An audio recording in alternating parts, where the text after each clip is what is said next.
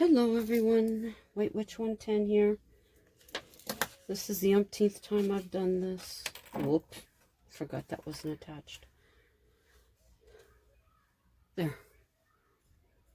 Let me move this. That's it with the piece of paper behind. I haven't finished it yet. But that's the start of it.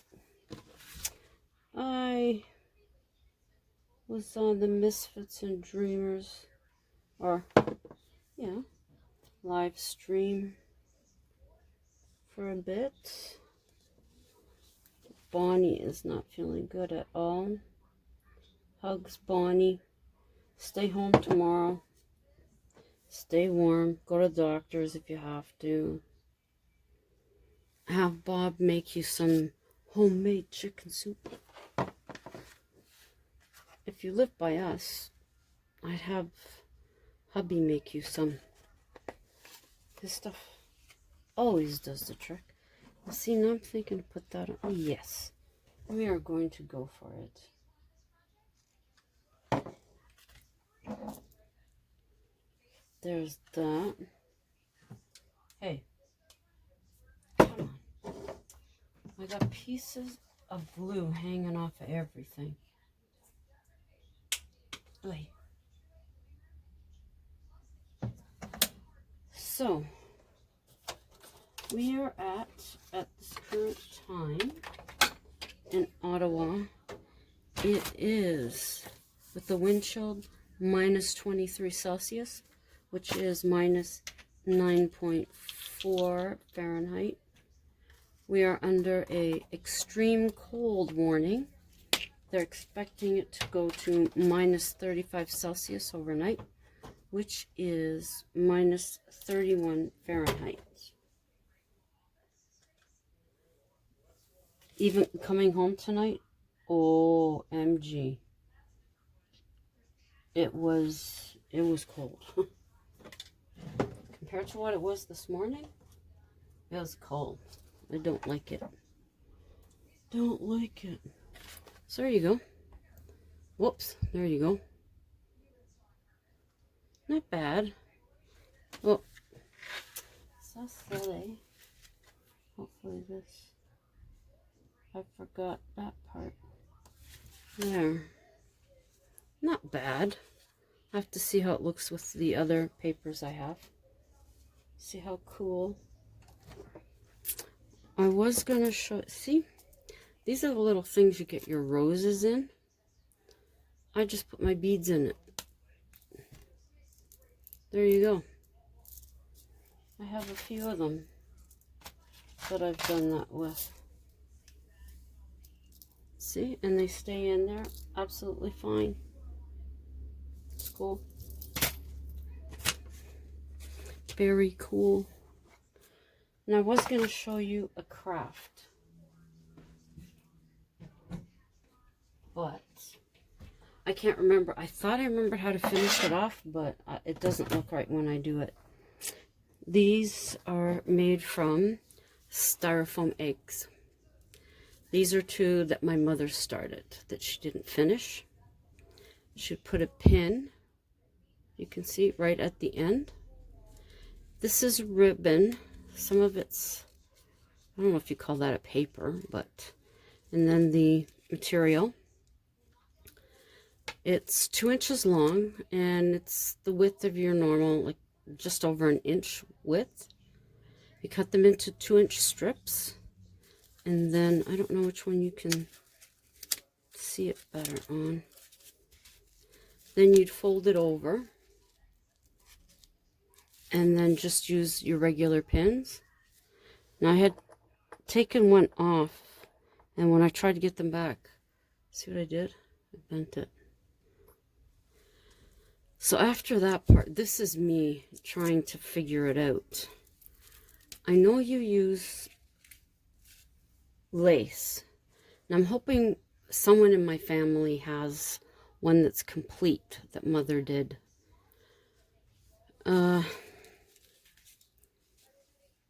But it would, I'm pretty sure it goes around here, the lace, and then you would have a ribbon coming up on it so that you could hang it on your tree. And then there's flowers. But I've got is the ribbon I have, I don't think it's the right one. So I'm going to source out to the family and see if they can help me out so I can finish these. The two that she never finished. So hopefully I can get that so that I can show you guys. Because that would be really cool. Other than that, I really don't have any crafts. I still have my snowmen stuck with just their happy faces. I haven't done much more with them. Let me see if I can put this up without... See? That's all I've got left.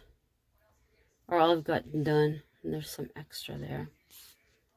So, and then last night, I crushed some of the dried flowers that I have. There's my parents. Yeah, that's another thing I'll show you another time is those. Those are trees. But that's it. I really don't have anything else right now. I was really hoping I could show you the eggs, but not so. Okay. So now I brought you down here. Okay. So, what I will do, I will give you a few facts here.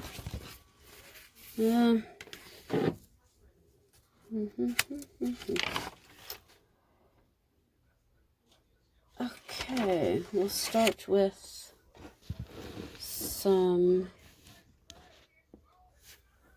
information on Laura Secord. Actually, before I start the story, my knuckles broke. Yep, came off when I came out of the shower. Not happy. But now I have two pieces. I guess that's a good way to look at it. I kept it here today, this morning. There we go. This picture is from the Tulip Festival. There is a promise of spring in front of you. Color, color, color. Now, Laura Secord. She was born Laura Ingersoll on September 13th, 1775, in Great Barrington, province of Massachusetts Bay. She died October 17th, 1868, at the age of 93, in the village of Chippewa, Ontario. She was married to James Secord from 1797 to 1841. They had 7 children: Mary, 1799, Charlotte, 1801, Harriet, 1803, Charles, 1809, Apollonia, 1810, Laura Ann, 1815, and Hannah, 1817. Laura's husband was seriously injured during the Battle of Queenston Heights. While he was recovering, she became privy to information in regards to the planned American attack. On June 22, 1813, she took this information to Lieutenant James Fitzgibbons. With the assistance of the Mohawk warriors, they repelled the Americans. It is known as the Battle of Beaver Dams. Her part in this battle was soon forgotten. In 1860, when Prince Edward of Wales was visiting Canada, he awarded her £100 for her part. Laura was a widow by this time. She was 85 years old at that point. Whoops. Since her death, schools, monuments, and museums have been named after her, and a stamp and coins have had her image. The Valiance Memorial in Ottawa has a statue of her. I have seen it. It's downtown. Laura's husband, James Secord, served under Isaac Brock in the 1st Lincoln Militia during the War of 1812. He was one of the men to carry Isaac Brock's body back after he was killed in the Battle of Queenston Heights. Now it is said she overheard American soldiers at dinner speaking of the attack. Laura was in charge of the Brock's monument. She was to be given a key, but this never happened. Her husband became a Niagara surrogate court registrar, and when he was promoted to judge, their son Charles took over the registrar position. James passed of a stroke on February 22nd, 1841. His death left her destitute. They are both interned at Drummond Hill Cemetery in Niagara Falls. And most Canadians will know Laura Secord chocolates. But it actually has nothing to do with her, nothing to do with her family. I suppose it's just something that one Canadian thought was something to do. That was very nice, and the chocolate is good. Now, one of the places I'll tell you about this evening is 1 Spadina Crescent in Toronto. It was built in 1875. The Daniels Faculty of Architecture for the University of Toronto was housed there. It's a Gothic revival. It's mainly occupied now, though, by the Faculty of Arts and Science. It was renovated from 2013 to 2017. The building was originally the home of Knox College. During World War I, it was a barracks and then the Spadina Military Hospital. And in 1918, Amelia Earhart was a nurse's aide at the hospital. It was a veterans hospital until 1943. In the 1960s, there was talk of demolishing the building to make way for the Spadina Expressway. Thankfully, it never happened. In 1972, it became a school again. Now, in 2001, a visual arts professor, David Buller, was murdered in the building, and it remains a cold case to this day. Lee Kubik, in 2007, fell to her death from a third-floor roof. She was on her first date. It was reported she was ghost hunting. She was attempting to jump from one roof to another when she fell, and the mesh that she fell through as of 2010 had not been repaired. Now, John Strachan, Trinity College founder, has been seen on the grounds. There is a feeling of being watched. There is an Anglican church on the grounds also, where a distraught woman is said to be seen. She enters the west side of the church and disappears into a room with no exit. At the Soldiers' Tower in the 1930s, the bell cleaner is said to have fallen to his death, and he is seen still falling from the tower. Regis College is where Robert Christie's, I believe that would be from Christie's Cookies, his mistress hung herself with a bedsheet. And a black figure has been seen walking the grounds. And in the basement, items are known to move on their own. The next one, is Alan Macpherson House in Napanee, Ontario. It was built in 1826. Alan was a businessman, militia leader, magistrate, and Napanee's first postmaster. Sir John A. Macdonald, one of our prime ministers, was related to the Macphersons and visited often. The Macpherson family stayed in the home until 1896. Then Lennox and Addington Historical Society purchased and restored the building in 1962 and opening as a museum in 1967. In 1972, it was designated on the Ontario Heritage Act. And in 1982, it was secured on the Ontario Heritage Trust. Doors are known to open by unseen hands. Lights turn off and on by themselves.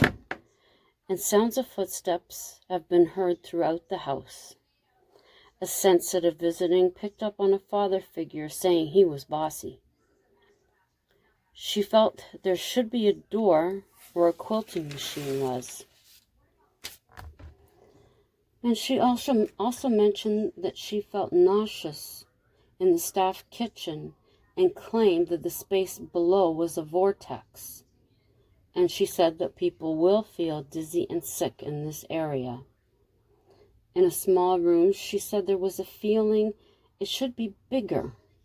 She was seeing dancing. The sensitive also felt there was a link to Fort Henry in the house. There was a feeling a spirit was peeking, going from room to room, collecting information.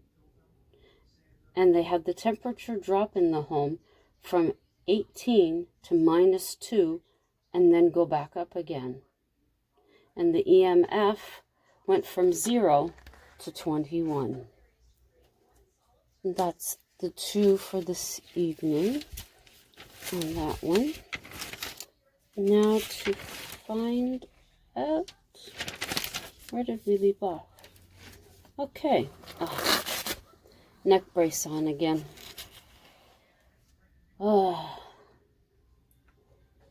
Okay. Yeah, he wanted to try that night to get answers. Against her better judgment, they ventured out to the spot. She reminded him they must keep their feet still. In no time at all, they were back inside with the smell of potatoes and beef thick in the air. Christine had just placed dinner on the table. Jeb had a forkful to his mouth when he stopped. "They're here," he told Christine with a straight face. "I know," she replied. Moving away from her hot meals steaming at the table, Christine requested they come forward. "I can't," Laurie's frustrated voice blurted out. Christine jumped back, hearing the sound appear from nowhere. Jeb dropped his fork. It was the first time either of them had heard this feeling speak. Laurie knew by the reaction they had heard her. So many words now fought for position in her head to be heard. Taking a deep breath, Laurie calmed herself. Archie attempted to be heard. "Hello?" Yes, they heard him. "Who are you?" he asked. Lifting his foot to move forward, in that second, they were out under the moonlight. Laurie didn't chastise him. She'd done the same. The excitement of finding out what was going on had become unbearable. They stepped off the spot and then stepped back, but nothing happened.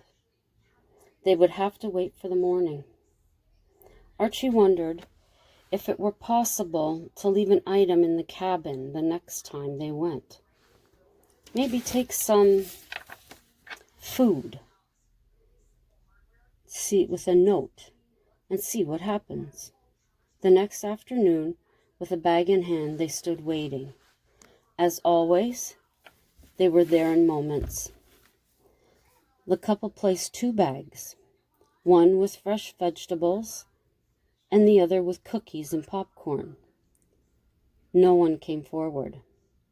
With a small note left attached to the bag, each lifted their foot. Back home in the sunshine, they went about their chores. Going to the back of their home to chop wood, Archie found a basket. And we'll leave it there. You'll have to wait until tomorrow to find out. Oh, yeah, there's a little bit more. So I leave you hanging. He found a basket. I wonder what's in the basket. So to my loyal subscribers, thank you very much. I appreciate you more than you'll ever know. I enjoy my YouTube family very much. Love you all. And to those of you just coming on through, just for a visit, take a look at the other videos that I have. If there's any that you like, give them a thumbs up. Leave me a comment. Share them out if you'd like to. That would be great. If you think of subscribing, go ahead, subscribe. Push that notification button. Then you'll know when I upload. And I hope everyone has a nice evening and has a fabulous Friday. Tomorrow night is the start of a long weekend for us. We have Family Day on Monday. That's for the province of Ontario. But if you work for the federal government, you have to go to work on Monday. But we have it off. As I've been saying, I hope we can, if the weather warms up a bit, that we can get to the Winterlude. Since there is the Winterlude bus, or the snow bus as they call it, we'll be able to take a bus downtown. So we'll have to wait and see. So everybody, if you're experiencing temperatures like we are, stay warm. If you're not, enjoy the warmth. And until tomorrow night, as always, ciao for now.